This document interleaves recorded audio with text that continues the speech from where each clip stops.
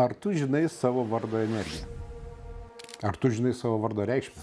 Reikšmę greičiausiai jau būsi prasigūglinęs internete ir žinosi maždaug, ką reiškia tavo vardas, bet kaip dėl energijos?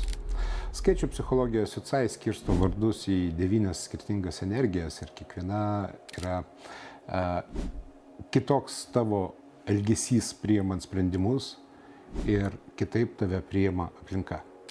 Jeigu nori sužinoti savo vardo energiją, po šituo video rašyk komentarą noriu ir aš parašysiu tavo vardo energiją kartu su trumpu paaiškinimu.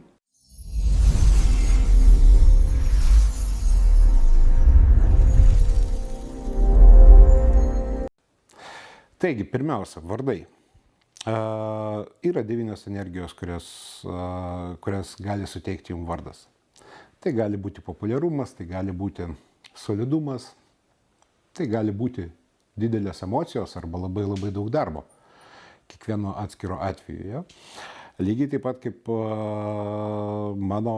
aš savo vardą esu jau pasikeitęs, mano vardas buvo 7, dabar jisai 6, tai vardas 7 yra iššūkis gamtai.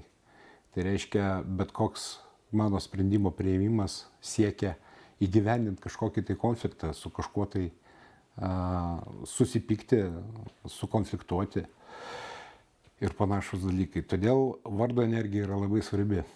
Taip pat jinai svarbi, kada mes kalbam apie tai, kaip mus priima aplinka, ką aplinkiniam reiškia mūsų vardas. Todėl, kaip ir sakiau, komentuokite šitą video su žodeliu noriu ir mes pasišnekėsime plačiau truputėlį apie jūsų vardą.